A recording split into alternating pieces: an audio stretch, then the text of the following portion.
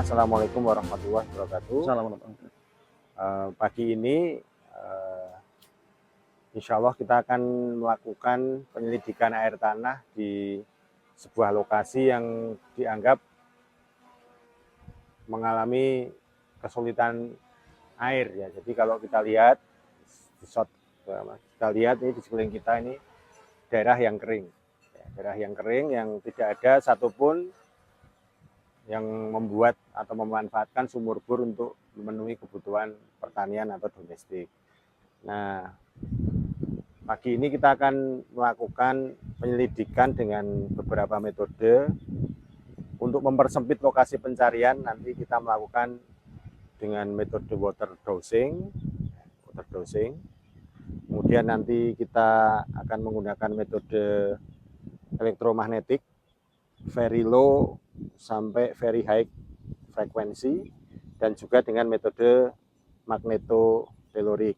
Jadi kita akan menggunakan 3 metode, sehingga harapannya ketika dengan 3 metode tersebut ada kecocokan, maka di sana akan ditemukan air tanah lengkap dengan potensinya. Nah, secara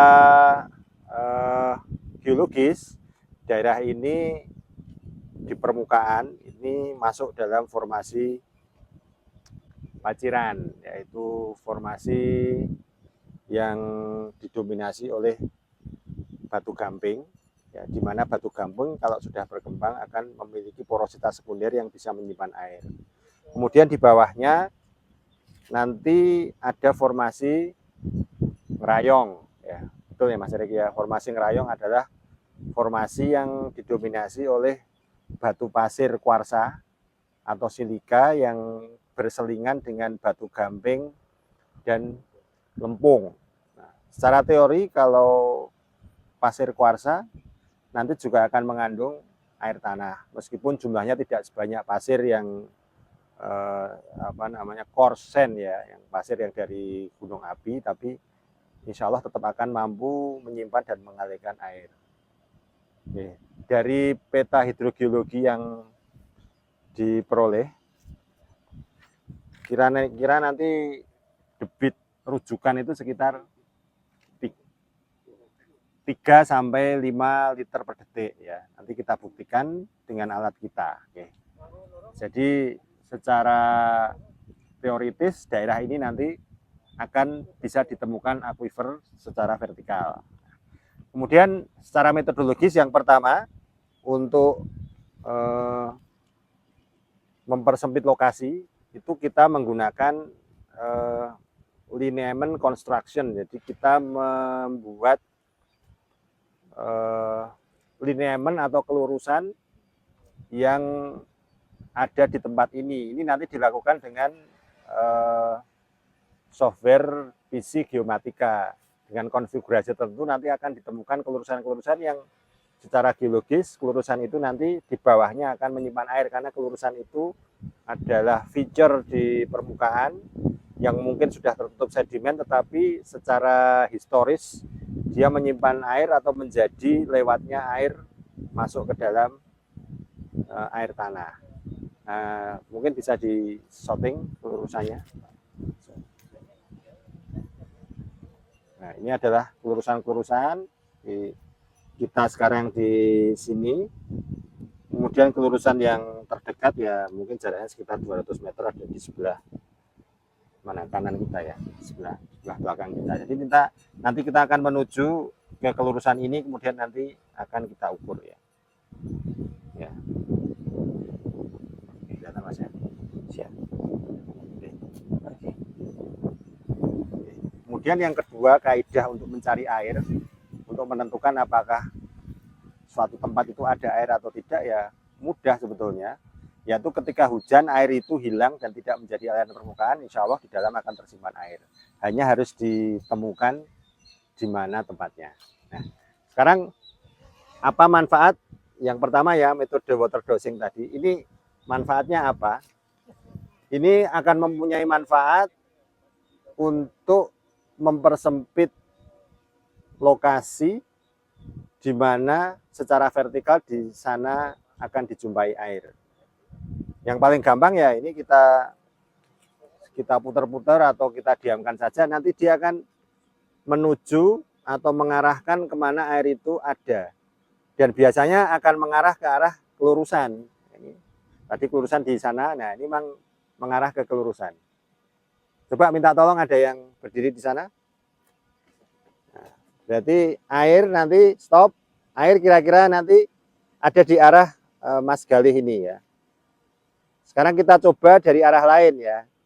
Kita pindah dari arah lain, apakah alat water dowsing ini akan menunjuk ke sana?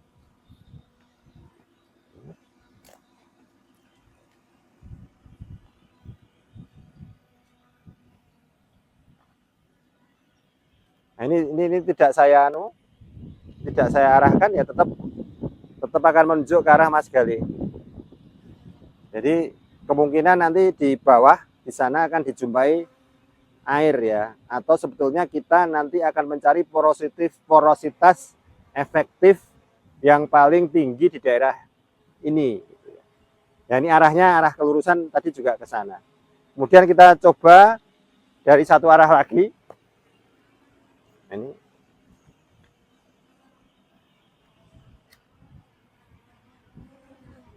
Nah, ini juga masih ke arah Mas Galih, sehingga untuk titik yang akan kita ukur, kita akan tempatkan titik pengukuran ini di situ, ya di situ. Itu metode yang pertama. Nah, kemudian metode yang kedua, kita akan mencoba dulu mencari di titik tadi atau di titik Mas Galih tadi berapa kedalaman porositas efektif atau sumber air yang ada. Mari kita lihat. Ini alat nanti ketika di titik ini akan berputar, berotasi, dan satu rotasi itu menunjukkan 1 meter kedalaman sumber air yang akan dicari. Ini kita coba ya. Sudah ya. Kita hitung ya. 1, 2, 3, 4, 5, 6, 7, 8, 9, 10, 11, 12, 13, 14, 15, 16, 18, 19, 20, 21, 22, 23, 24, 25, 26, 27, 28, 29, 30, 31, 32, 34, 35, 36, 37, 38, 39, 40, 41, 43, 44, 45, 46, 47, 48, 49, 50, 51, 53, 54, 55, 56, 57, 58, 59, 60, 61, 2, 63, 64, 65, 66, 67, 68, 69, 70, 71, 2, 73, 74, 75, 76, 77, 78, 79, 80, 81, 82, 83, 84, 85, 86, 87, 88, 89, 90, 91, 92, 93, 94, 95, 96, 97, 98, 99, 100, 101, 102, 103 meter dari alat ini dideteksi ada sumber air, ada porositas efektif yang mengalirkan air. Nah, untuk membuktikan kita akan ukur dengan 2 metode, yaitu dengan metode elektromagnetik very low hingga very high frekuensi dan dengan metode magnetotelorik. Kemudian bagaimana cara mencari arah lintasan. Nah, untuk lebih mempunyai probabilitas yang tinggi memperoleh air, maka dianjurkan arah lintasan itu memotong arah kelurusan atau arah sumber air. Nah, sebelumnya maka kita harus mencari tepi-tepinya sumber air ini ada di mana saja. Nah, sekarang mari kita lihat tepi-tepinya. Tolong patok ya, siapkan ya. Kayu-kayu gitu ya. Nah, sekarang kita balik lagi ke sini. Kemudian kita arahkan. Nah, ini arah ke sana. Nah, kita jalan saja ke arah Mas Galih itu. Nah, ini adalah tepi. Maka ini bisa dipatok. Patok ya, patok. Kita jalan terus.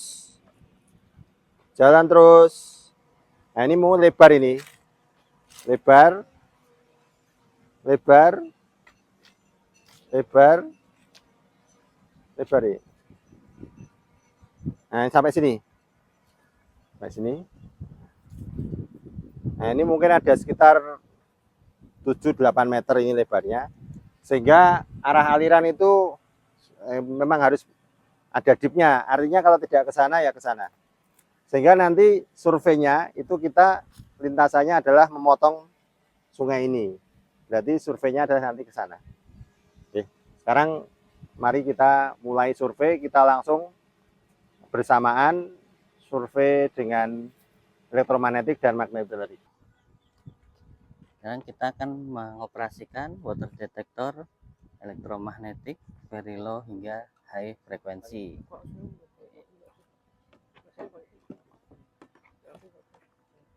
Ini alatnya.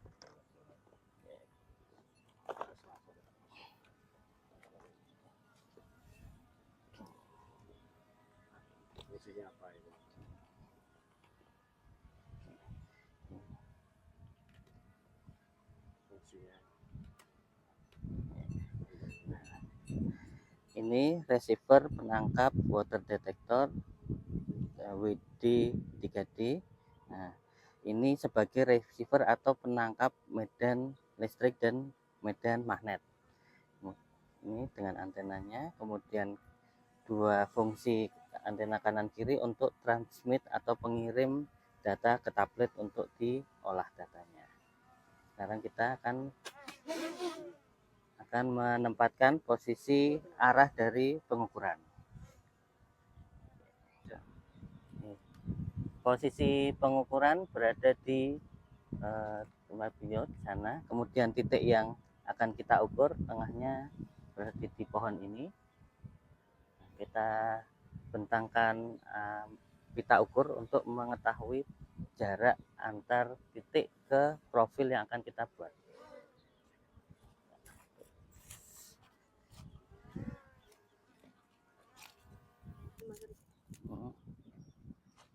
Biar pindah ke sana.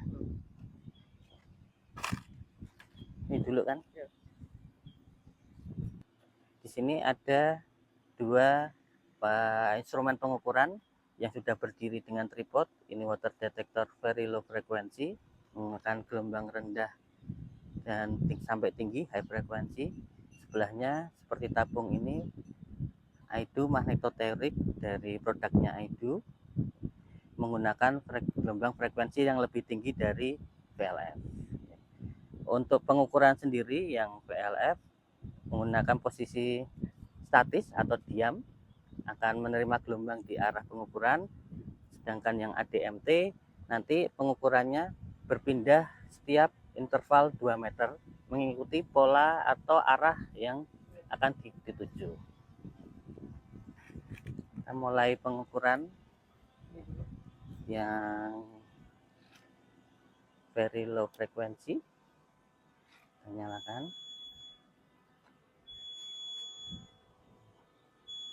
Nah, ini posisi standby.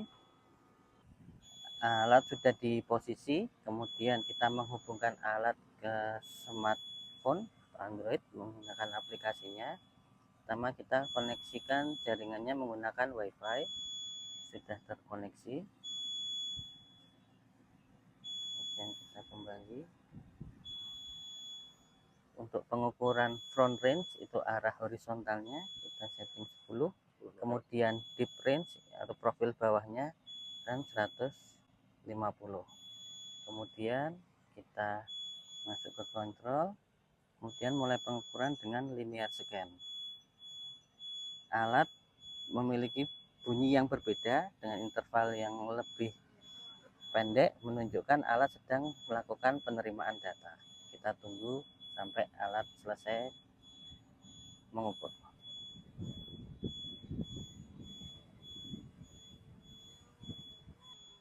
Sebelum kita melakukan pengukuran dengan ADMT, kita harus memastikan bahwa terkoneksi dengan jaringan Bluetooth. Oke.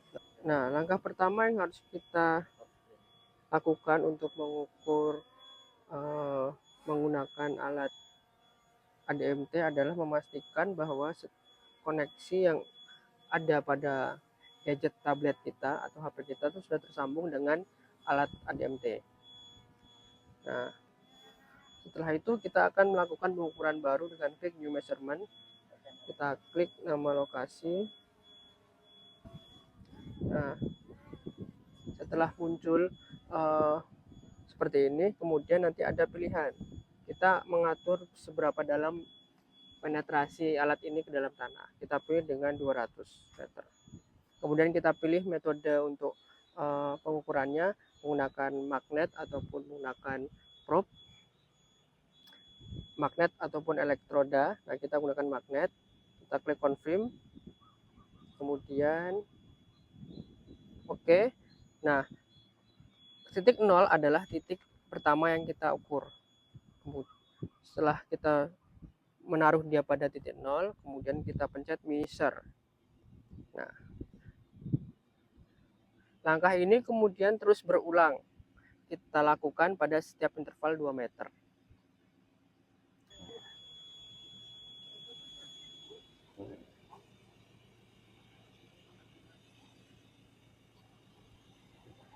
Nah, setelah selesai, kemudian kita unduh datanya dengan menghubungkan kembali tablet atau smartphone kita ke water detektornya.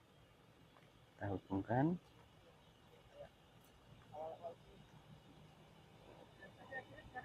Menunggu koneksi. Oke, selesai. Kita kembali ke aplikasinya. Kemudian kita refresh. Ada nilai min depth 20, maksimal depth 150, TBHD 1,8. Informasinya sudah kita dapatkan, jumlahnya, koordinat sudah terekam, informasinya juga terisi semua, dan kita simpan atau save sampai muncul data insert. Nah, kemudian kita akan unggah datanya untuk diolah. Kita matikan wifi untuk mendiskonekkan, kemudian kita masuk ke penyimpanan atau di backup database-nya. Kita akan unggah ke internet. Di sini tebing Pelangi, kemudian kita unggah atau upload sampai selesai. Ada informasinya file ready, kemudian kita unduh atau kita download dengan indikator pengunduhan selesai. Ini kita mendapatkan hasil dari pengukuran yang sudah terolah. Ada PNG sebagai contoh sini. Ini isinya gambar dengan informasi penampangnya seperti ini. Kemudian nilai Excel dari hasil pengukuran frekuensi, kemudian direkap menjadi satu di file PDF. Kita buka hasil pengukuran di tebing Pelangi.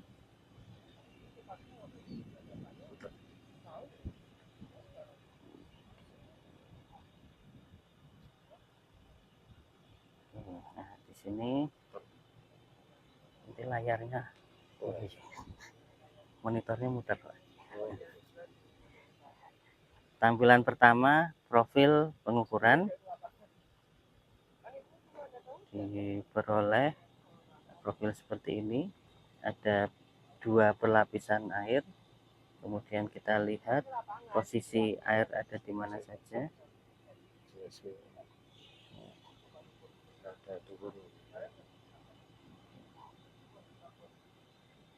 Di grafik kedua, hubungan depth kedalaman sama nilai frekuensi, korelasinya adalah ketika nilai semakin kecil ditunjukkan dengan kurva yang runcing turun mendekati 0, itu berkorelasi dengan keterdapatan air atau sifat pembentukan air. Di sini ada di sekitar mendekati 60 sama 90.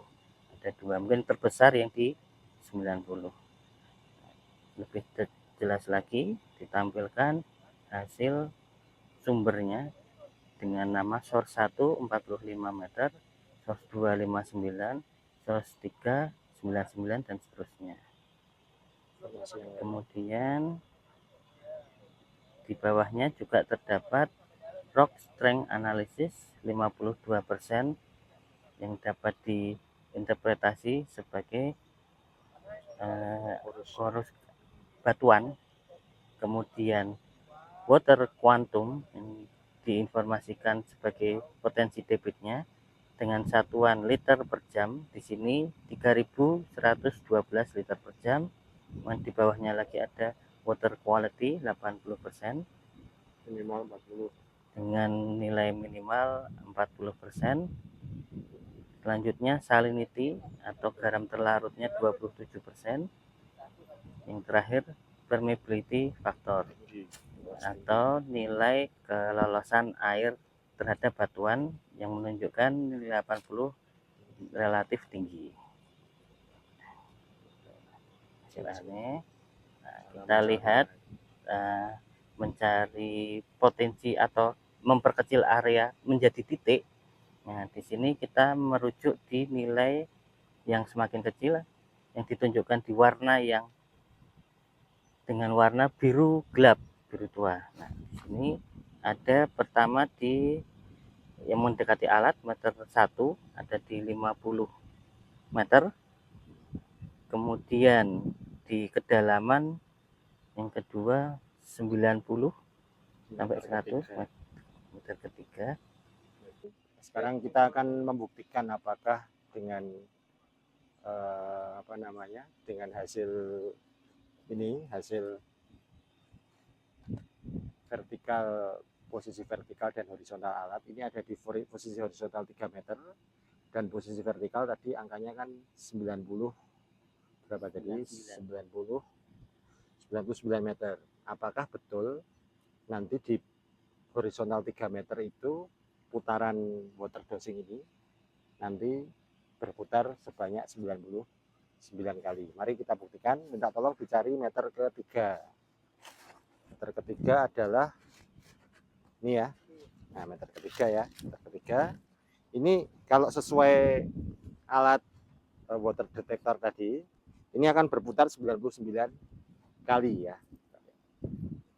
1, 2, 3, 4, 5, 6, 7, 8, 9, 10, 11, 12, 13, 14, 15, 16, 17, 19, 20, 21, 22, 23, 24, 25, 26, 27, 28, 29, 30, 31, 32, 33, 34, 35, 36, 37, 38, 39, 40, 41, 42, 43, 44, 45, 46, 47, 48, 49, 50, 51, 52, 53, 54, 55, 56, 57, 58, 59, 60, 61, 62, 63, 64, 65, 66, 67, 68, 69, 70, 71, 72, 73, 74, 75, 76, 77, 78, 79, 80, 81, 82, 83, 84, 85, 86, 87, 88, 89, 90, 91, 92, 93, 94, 95, 96, 97, 98, 99. Ya, alhamdulillah ini dengan alat water dosing dan water detector dengan memanfaatkan gelombang elektromagnetik menemukan hasil yang sama, yaitu aquifer tertekan di kedalaman 99. Sementara kalau kita akan melihat aquifer bebasnya tadi di kedalaman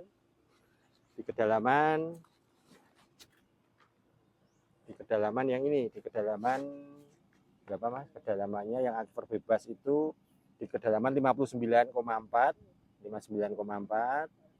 yaitu di posisi horizontal 1 meter dari alat. Maka kita cek lagi di alat aquifer bebasnya keberadaan air atau sumber air yang besar ada di kedalaman 59,4.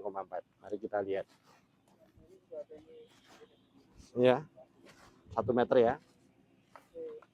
Kita lihat, kita hitung 1, 2, 3, 4, 5, 6, 7, 8, 9, 10, 11, 12, 13, 14, 15, 16, 17, 18, 19, 22, 23, 24, 25, 26, 27, 28, 29, 30, 31, 32, 37, 38, 39, 40, 41, 43, 44, 45, 46, 47, 48, 49, 50, 51, 52, 53, 54, 55, 56, 57, 58, 59,4.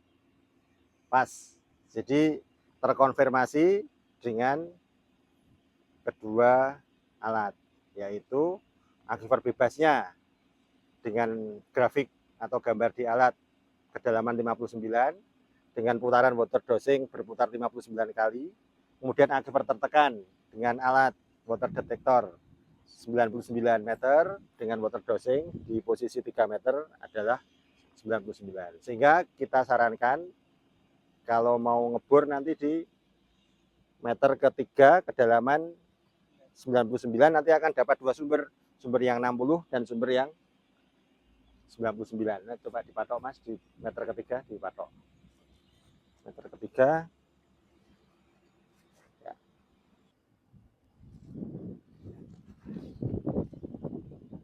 Ya, ini sementara aja, besok kita di sini.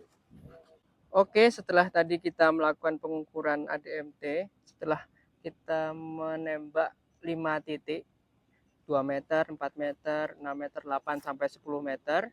Nah, pada titik kelima itu akan muncul hasil yang bisa kita munculkan dalam bentuk gambar. Nah, ini mohon maaf kadang-kadang bahasa Cina, kadang-kadang bahasa Indonesia. Ini kita klik graf. Nah, muncul hasilnya. Nah, dari hasil ADMT dapat disimpulkan bahwa ada beberapa sumber yang bisa ditelaah di sini. Ada di kedalaman 30 meter sampai 40 ada, 50 sampai 60 ada, nanti juga kedalaman 100 kurang ada, 90-an sekian ada, dan 160 sampai 170 juga ada. Jadi ada kurang lebih ada berapa layer nih? 1, 2, 3, 2 ya. Ada 2 layer. Ada 2 layer potensi air tanah yang bisa telaah dari ADMT. Sebelah kiri kita punya hasil ADMT magnetotelurik, sebelah kanan elektromagnetik very low. Dari dua ini kalau kita lihat bersebelahan, kalau kita lihat sekilas yang ADMT menunjukkan perlapisan yang lebih banyak daripada very low frekuensi. Tapi kalau kita lihat polanya yang di ujung 1 meter sampai 3 meter dari alat menunjukkan pola yang sama. Di ADMT itu ada pola di 20 sampai 50, ada pola air yang ditunjukkan warna biru. Di VLF atau very low frekuensi menunjukkan pola yang sama. Kemudian perlapisan ketiga atau yang di VLF itu potensi tertekan dari 80 sampai 100, di ADMT juga menunjukkan pola yang sama. Sehingga bila kita bandingkan dari dua hasil memiliki pola yang sama atau hasil yang serupa. Oke.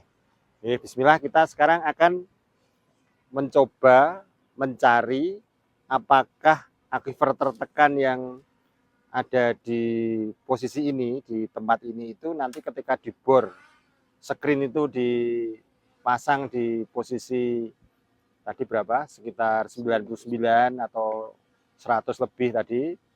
Apakah airnya nanti ada potensi mempunyai tekanan ke atas atau yang sering disebut sebagai artesian well atau sumur artesis. Nah, sumur artesis itu ada dua, yaitu yang flowing. Flowing itu yang nanti alirannya sampai mencapai permukaan, bahkan lebih, atau yang non flowing. Non flowing itu airnya naik tapi tidak mencapai permukaan. Nah, sekarang kita buktikan dengan cara berikut ini. Simple caranya yaitu dengan water dosing ya. Yang pertama, ini tadi kita kan sudah punya batas 2 tepi ya, yang tadi sudah kita cari dari video yang tadi, yaitu tepi sebelah kiri ini dan tepi sebelah kanan. Nah, sekarang kita cek lagi, atau tadi masih ingat ya, antara tepi sebelah kiri dan tepi sebelah kanan kan tadi 102 kali 102 putarnya 102 rotasi, sehingga kedalamannya di sini adalah 102 Nah, sekarang kita cari yang kedalaman tadi yang di bawahnya 102. Ini nanti bisa 60, bisa 70 atau bisa berapa nanti kita cari. Nah, caranya adalah kita berjalan di luar tepi searah atau berlawan arah dengan sungai ini. Nah, kita berjalan ke sana. Ya, ini tolong di titik, Mas. Nah, ini mulai di bawah ada aliran. Oke, terus kita jalan lagi. Jalan lagi. Terus ini juga lebar nih. Ya, sampai sini. Ya. Ya. Nah, ini juga ada aliran. Entah di bawah di atas kita cek dengan dosing. Ini kedalaman berapa? 1, 2, 3, 4, 5, 6, 7, 8, 9, 10, 11, 12, 13, 14, 15, 16, 17, 19, 20, 21, 22, 23, 24, 25, 26, 28, 29, 30, 31, 32, 33, 34, 35, 37, 38, 39, 40, 41, 42, 43, 44, 45, 46, 47, 48, 49, 50, 51, 52, 53, 54, 55, 56, 57, 58, 59 kan? Yang tadi ya 59 ya. Berarti ini adalah 59 meter. Di sini ada sumber 59 meter. Kemudian di sana ada sumber Mas Indra, di situ sumber 102. Nah, sekarang kita jalan ini di tengah-tengah sungai ini, jalan ke arah alirannya. Saya berjalan ke arah aliran yang ini. Mari ketemunya nanti di mana? Yuk Mas Indra, yuk jalan yuk. Terus ya, kita ketemu di sini. Ya, di patok.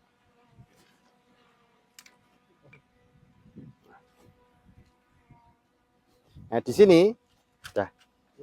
sini ini seharusnya akan ada 2 pertemuan tekanan hidrostatis. Ya, sebetulnya mengapa toko ini bisa untuk menemukan air dan kedalaman tertentu. Sebetulnya ini kan kumparan juga nih.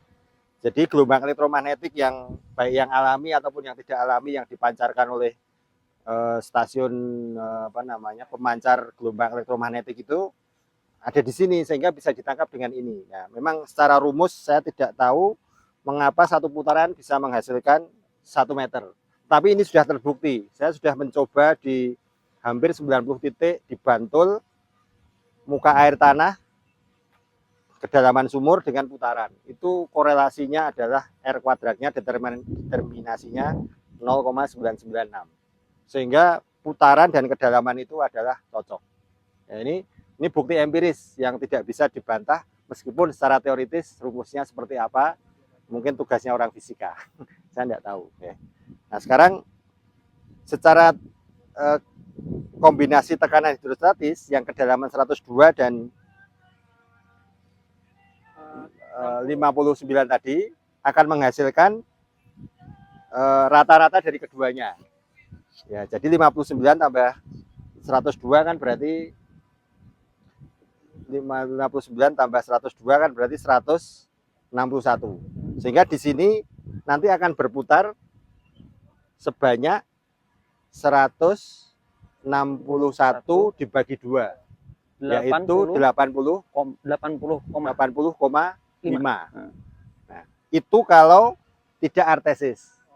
Tapi kalau artesis, nanti di sini ini tidak akan mau berputar, tetapi dia akan berputar 1 kali putaran. Mari kita coba.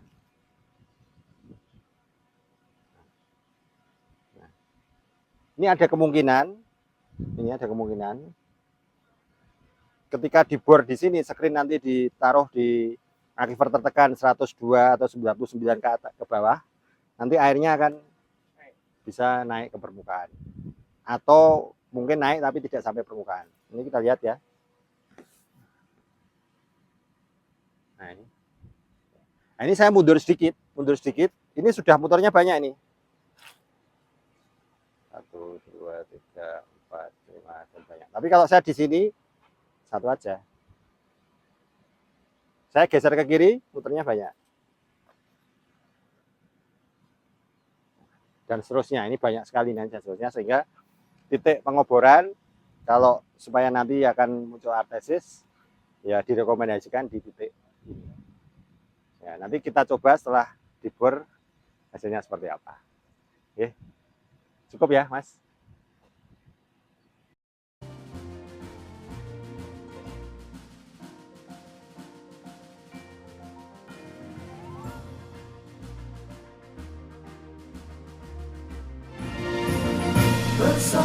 Pusat Studi Lingkungan Hidup Universitas Gadjah Mada menatap kuat menjulang tinggi, profesional dalam bekerja. Bersama Pusat Studi Lingkungan Hidup